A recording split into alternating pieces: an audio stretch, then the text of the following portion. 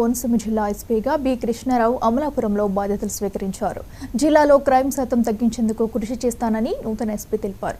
జిల్లా అంతటా సిబ్బంది కొరత ఉందని, పూర్తి స్థాయిలో సిబ్బందిని నియమించేందుకు సీఎంతో చర్చలు జరుపుతానని, కొత్త టెక్నాలజీని ఉపయోగించి కేసులు పరిష్కరించే దిశగా సిబ్బందికి సౌకర్యాలు కల్పిస్తానని ఎస్పీ కృష్ణారావు తెలిపారు.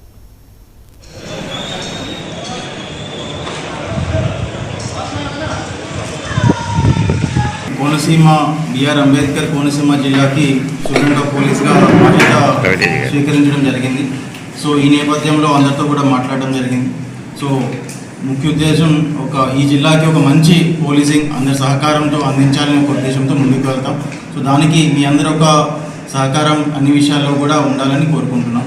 సో ఒక మంచి పోలీసింగ్ సో 3 భాగాలుగా చెప్పాలనుకుంటే, ఒకటి very good policing ఇవ్వాలి అని చెప్పి, responsive policing where we try to handle each and every situation and problem promptly.